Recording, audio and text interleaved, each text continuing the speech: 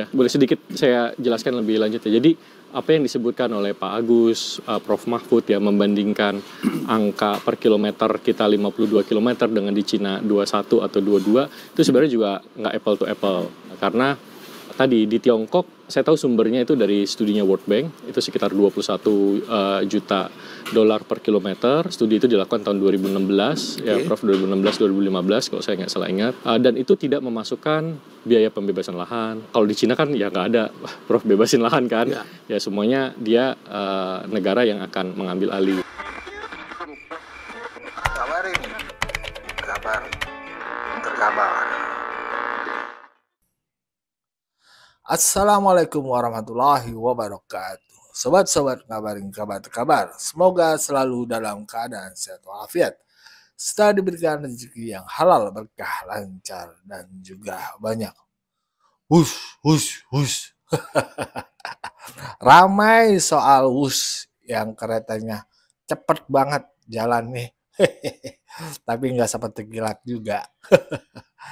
Ya, ramai dibicarakan karena diperkirakan, diindikasikan ada korupsinya. Kata siapa? Ya nggak tahu kata siapa. Ya itulah pandangan-pandangan yang ada yang beredar sekarang ini ya. Pandangan liar yang belum tahu kebenarannya. Baru dugaan-dugaan aja.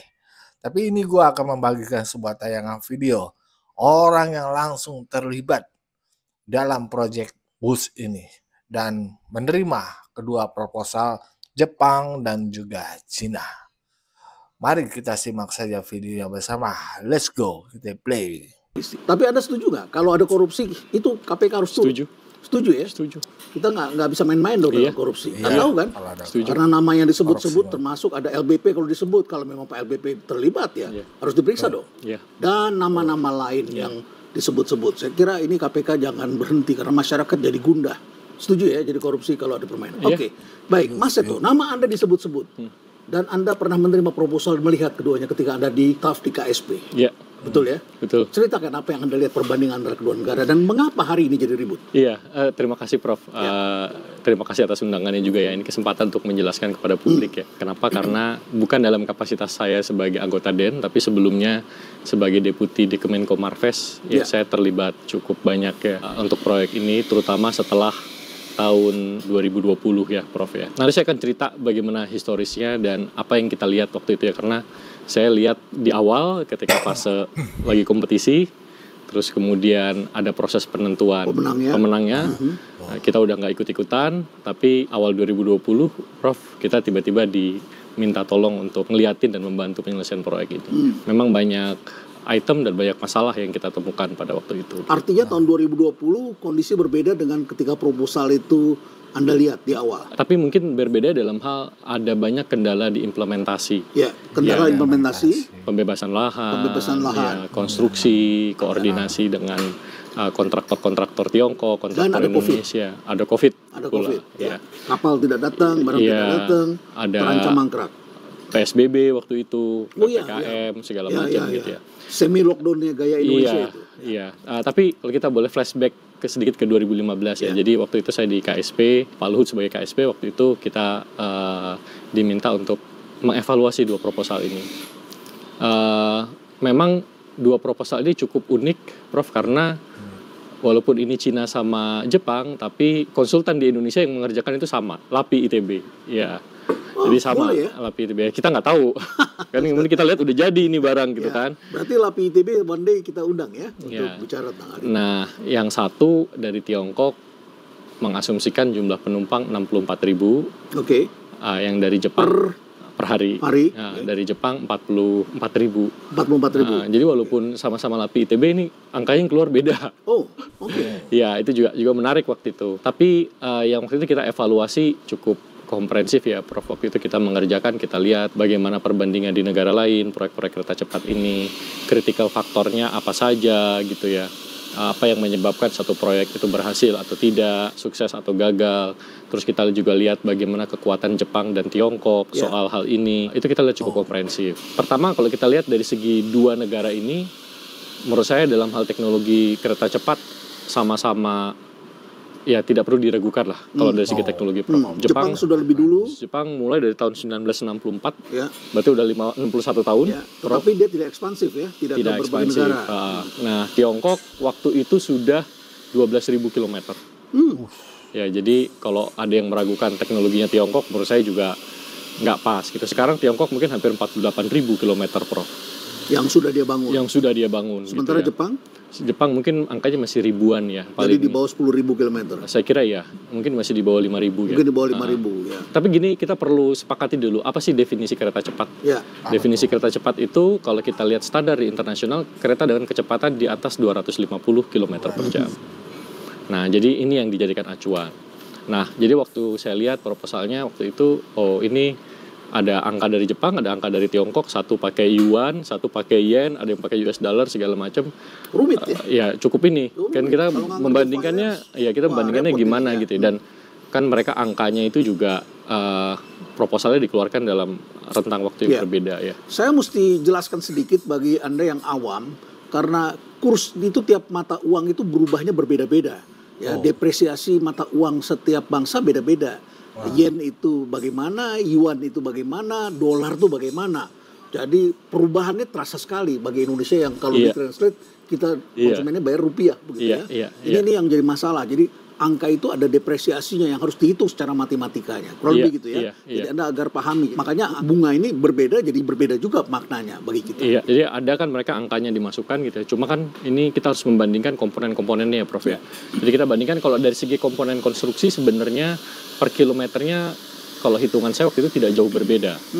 Gitu. Tapi kan ini tidak jauh berbeda antara kita dengan negara lain antara Jepang dan Cina. Nggak jauh berbeda. Nggak jauh berbeda. Jadi Capex-nya tidak jauh berbeda, cuma kan ini Capex-nya belum komplit ya.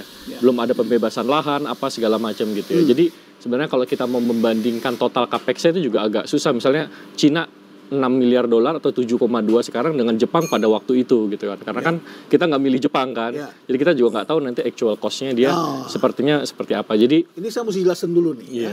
Jadi pada waktu tender itu yang dibandingkan itu tidak termasuk biaya pembebasan tanah. Hanya biaya per kilometer konstruksi dan kemudian biaya operatingnya.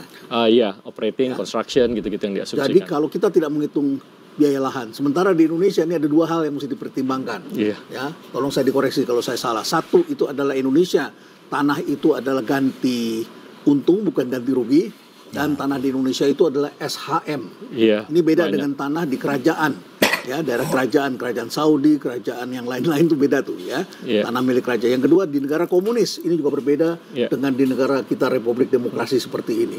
Jadi pembebasan tanahnya nggak bisa dong seperti di negara komunis orang pindah just begitu aja ikut. Kalau di kita nggak dong ya. Sudah begitu diganti untung begitu ya. Prosesnya panjang dan banyak orang yang spekulasi ngintip di mana dibeli duluan calonnya main dan sebagainya. Betul gitu ya. Boleh sedikit saya jelaskan lebih lanjut ya. Jadi apa yang disebutkan oleh Pak Agus, Prof Mahfud ya, membandingkan angka per kilometer kita 52 km dengan di Cina 21 atau 22 itu sebenarnya juga nggak apple to apple. Karena tadi di Tiongkok saya tahu sumbernya itu dari studinya World Bank, itu sekitar 21 juta dolar per kilometer. Studi itu dilakukan tahun 2016 ya, Prof, 2016-2015 kalau saya nggak salah ingat. Dan itu tidak memasukkan biaya pembebasan lahan. Kalau di Cina kan ya nggak ada, Prof, bebasin lahan kan.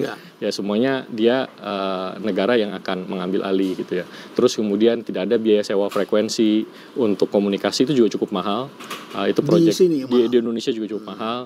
Terus tidak ada interest during construction gitu, karena semuanya dari sisi government yang support ya. Terus beberapa pembangunan fasilitas umum apa segala macam itu disubsidi sama pemerintah gitu. Jadi di sana begitu. Iya, dan ada satu juga yang perlu dibedakan adalah karakteristik konstruksinya. Jadi kalau misalnya kita melewati daerah yang relatifly tanahnya bagus, kuat, terus kita nggak perlu bikin jembatan, nggak perlu bikin terowongan, ya itu tentunya cost per kilometernya beda. Nah, apalagi yang kita ke Bandung itu melewati. Iya, ke Bandung ada 11 tunnel gitu ya, terus strukturnya ada yang at grade gitu ya, tapi banyak juga yang ada harus layang, Prof, ya itu akan menambah biaya gitu. Jadi memang kalau untuk membandingkan secara simple apple to apple itu hampir mustahil gitu, sederhana gitu ya. Harus dilihat apakah konturnya, terus kemudian struktur tanah. Kita ngalamin Prof di Purwakarta ada satu terowongan tanahnya ambrol. Jadi si Cinanya juga bingung ketika dia melakukan geotek, kayaknya ini aman-aman aja, tapi ketika udah mulai bangun masuk gitu, kalau musim kemarau kuat, begitu kena air itu ambrol. Waktu saya sempat masuk dan itu yang sempat ada korban saat itu ya? Enggak, kalau ini enggak. Kalau ini enggak. Jadi saya sempat masuk dan lihat, ini jadi kayak pasir tanahnya gitu. Itu kita cukup lama menghandle isu itu. Jadi itu juga menimbulkan delay ya. Dan perlu diingat proyek ini juga kira-kira 4 tahun ya Prof ya, delaynya ya. Tadinya kan 2019 dijanjikan, tapi baru selesai di 2023 gitu. Jadi ada komponen-komponen biaya ini yang menurut saya tadi ya nggak bisa kalau kita hanya sekedar satu angka dibanding satu angka gitu ya. Kalau kita tidak membandingkan karakteristiknya apa segala macam itu sulit. Saya ambil contoh juga ada satu jalur pertama Prof ya, yang dibangun di Tiongkok kereta cepat itu Beijing-Tianjin. Beijing-Tianjin, Nah, itu kira-kira 117 km tahapan awal. Cost overrun-nya itu hampir 2 kali lipat. Jalur pertama mereka masih belajar apa segala macam gitu ya Prof. Jadi learning curve. Iya, ada learning curve gitu. Tapi begitu semakin banyak dia bangun ya tentu cost-nya kan makin rendah. Nah, sementara di Indonesia tadi kita pertama nih. Ya ini yang mungkin juga harus dimasukkan. Tapi tadi saya sepakat yang Prof bilang ya. Kalau memang ada kemudian ditemukan korupsi dan potensinya ya silahkan diperiksa. Ya, ini penting gitu sekali karena masyarakat itu marah dengan koruptor saat ini begitu ya. Jadi kita harus mendukung itu. Makanya harus benar-benar dipahami. Tapi nanti saya ingin juga pendapat Anda tentang korupsi itu. Kira-kira kalaupun ada korupsi di mana itu korupsi itu? Iya. Ya memang gini Prof. Jadi gue salah lanjutin ya. Jadi kita waktu ya akhirnya kasih rekomendasi kalau ini mau dijalankan ada beberapa studi yang harus diperdalam. Terus kemudian satu faktor dan ini yang menyebabkan kerugian KCIC ini cukup besar jadinya Prof. Selain bunga itu adalah exchange rate ya. Nilai tukar. Iya, nilai tukar. Jadi dari rupiah ke dolar dan ke yuan. Ya, yang parahnya mungkin dari dolar ke rupiah ya. Jadi kalau kita ingat waktu itu 2015 masih 13 ribuan gitu ya Prof. Terus sekarang kan kita 16.400 ya. Sementara yuan waktu itu kalau nggak salah di bawah 2.100, sekarang relatif sama lah gitu. Jadi memang tidak terdepresiasi selama dikit 10 lah. tahun ini. Ya, jadi depresiasi dari rupiah akibat penguatan US dollar ini yang salah satu kontributor loss-nya. Karena tadi kan currency-nya rupiah, tapi pinjamannya kita dalam US dollar, konsumen bayar rupiah, pendapatan perusahaan rupiah, tetapi bayar hutangnya dalam dolar. Dan ini waktu itu kan sampai 40 tahun. Jadi salah satu rekomendasi kita harus ada hedging terkait dengan currency ini. Ada kesepakatan lah gitu. Ya udah habis itu udah kita kasih rekomendasinya Prof. Ya sudah waktu itu kita udah nggak terlalu terlibat lagi sampai ya itu tadi 2020 lah. Waktu Pak Luhut jadi Kemenko Marves Jokowi periode kedua. Pak Jokowi periode kedua, Menteri BUMN-nya Pak Erik ya kita diminta untuk membantu ini gitu. Jadi 2015 begitu tanda tangan, kemudian sudah mulai itu konstruksi. Ya groundbreaking-nya di Januari 2016. 2016. Kalau nggak salah 16 Januari 2016. Ya udah mulai. Jadi antara 2015 sampai 2020 Anda tidak lihat lagi. Hanya membandingkan untuk menentukan siapa pemenangnya. Ya kita membandingkan kira-kira proposalnya dari keduanya mana yang kita harus bisa negosiasikan. Saya ingin kembali dulu ke tadi ya, bahwa konsultannya sama, yaitu LAPI ITB, baik Jepang maupun Cina. Dan kemudian angka kereta cepat Cina itu 64.000 penumpangnya per hari, dan satu lagi 44.000 per hari, itu yang Jepang. Jadi yang menentukan angka itu adalah kita, konsultannya. Kan dia ada dari pihak Cinanya. Ada studinya lah, harusnya mereka melakukan studi. Iya, karena waktu kemudian tahun 2022 kita diminta mengkoordinasi proyek, kita lakukan studi ulang, Prof. Jadi ini bukan Cina yang bilang satu hari 64.000. Itu dari hasil dari konsultan. Ada satu fitur juga utama yang ini saya kira publik juga perlu tahu, Prof. Dua proposal ini memiliki karakteristik fundamental yang berbeda. Oke, apa itu perbedaannya? Yang utama adalah waktu itu Jepang mau membiayai proyek ini kalau pinjamannya itu ke negara, ke pemerintah. Jadi ini milik pemerintah Indonesia, Indonesia kemudian memberikan jaminan. Bukan jaminan nih, Prof. Jadi utangnya dikasih ke pemerintah Indonesia. Pemerintah Indonesia nanti akan membangun konstruksinya, kita pakai kontraktornya Jepang.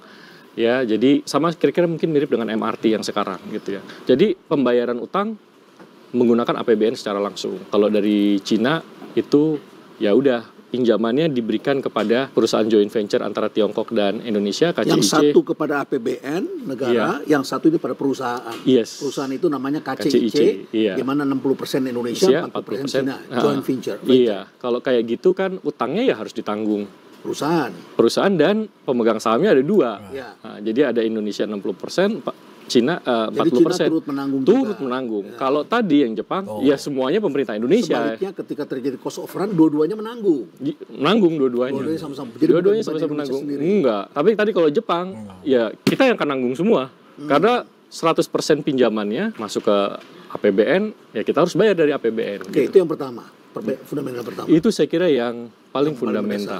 Ketika sekarang kita mendebatkan antara Jepang dengan Cina, ini tidak apple to apple ya. Karena proposal yang pertama itu adalah proposal hanya biaya per kilometer untuk konstruksi dan juga untuk operatingnya.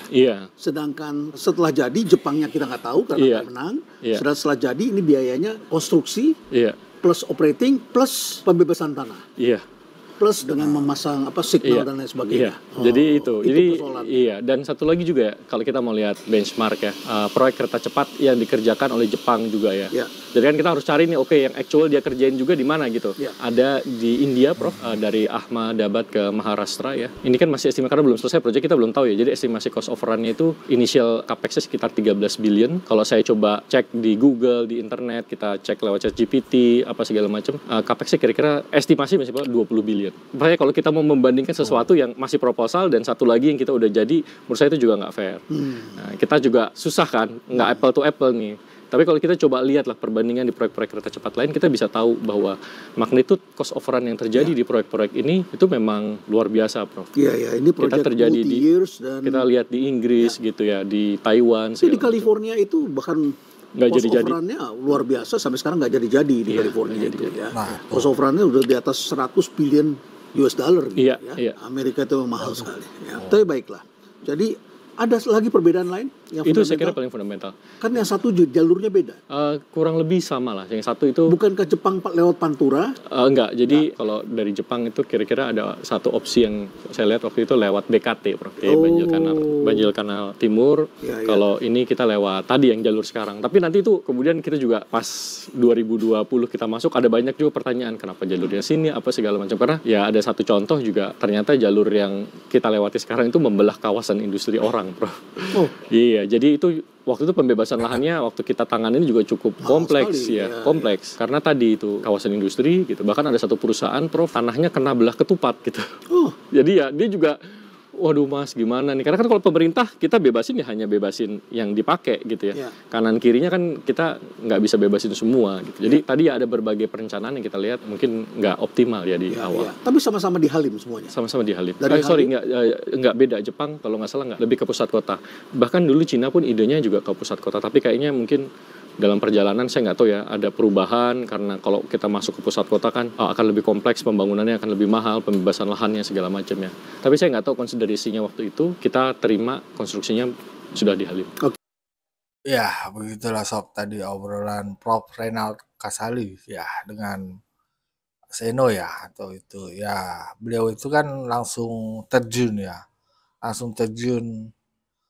mengikuti apa yang terjadi pada saat proyek kereta cepat WUS ini awal-awal dikerjakan dan melihat langsung proposalnya. Ya, artinya kita ini makanya kalau informasi itu dari sumbernya langsung ya. Kalau enak kalau kita dapat dari sumbernya langsung. Kalaupun memang ada korupsi, ya kudu diusut emang. Kudu.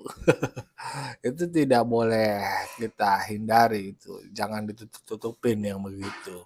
Tapi apa yang dilakukannya tadi tuh jelas. Kenapa kok bengkak? Kenapa kok Cina? Kenapa kok ini? Kenapa kok itu? Nah itu jadi terbuka lebar mata kita sebagai masyarakat.